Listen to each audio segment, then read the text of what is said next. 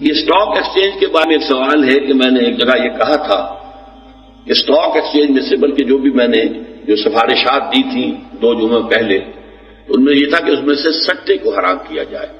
دیکھیے stock exchange خود اپنی جگہ پر جائز ہے یا ناجائز، یہ مسئلہ جو ہے یہ حل ہوگا اس حوالے سے کہ جو میں نے عرض کیا تھا 2 جمعے پہلے اپنی تقریر میں کہ ایک اسلام قانونی سطح پر وہ ہے جو دور ملوکیت میں جو فقہ نافذ ہوئی اور مرتب ہوئی اس کے تحت حلال اور حرام.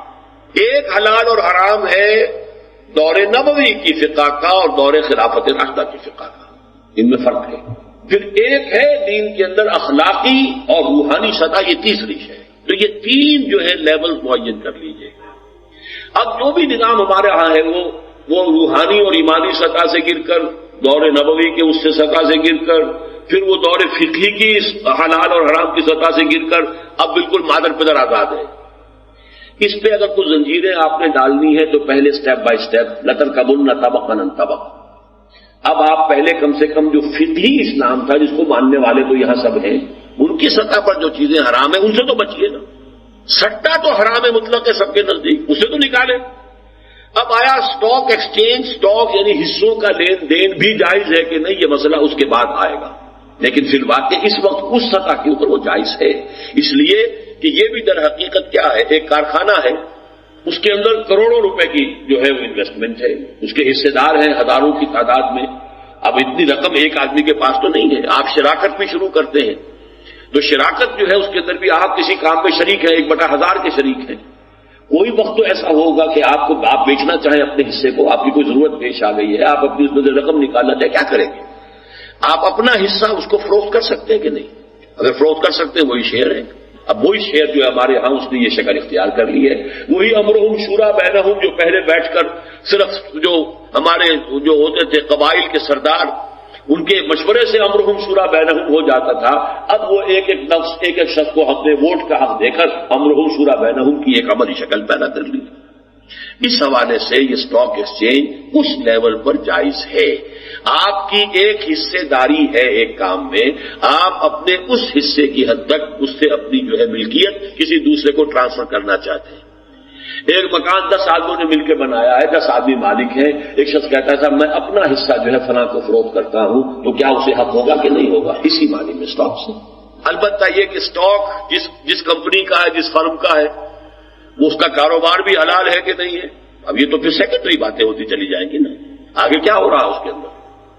لیکن یہ کہ ایز اسٹاک ایکسچینج اصلاً جو بھی اس کی پروپوزیشن ہے ایکچوئل ہو ٹرانسفر، اس لیے کہ یہ بیع و شرع کا بنیادی اصول فقہ میں جو شے خریدی جائے بیچی جائے بالفعل ہو.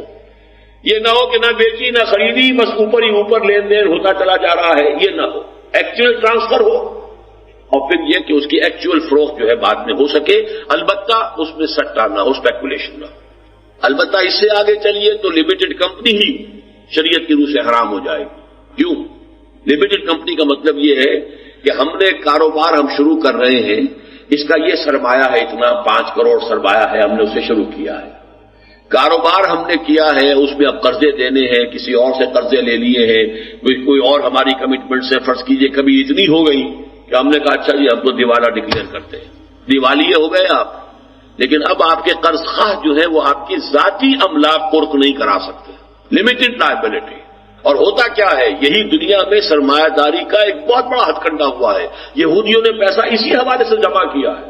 انہوں نے جو دھوکے دیے، بڑی کمپنی چلائی، بہت سی اس کے اوپر جب لائبلٹیز ہو گئی دیوالیہ ڈکلیئر کر دیا، لیکن اس سے پہلے رقمیں نکال لی.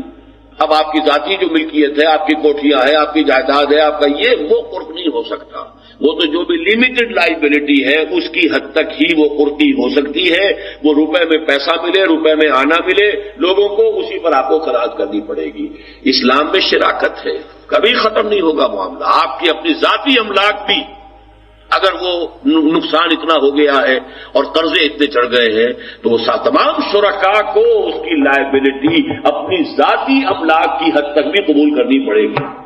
تو جتنے بھی یہ لا ضرر ولا ضرارا جہاں بھی دھوکے کے اندیشے ہیں وہ سارے اسلام نے سد باب کیا ہے کہ کاروبار صاف ہو، ستھرا ہو، پاک ہو، اور اس کے اندر یہ دھوکہ دہی کے امکانات ختم کر دیے جائیں۔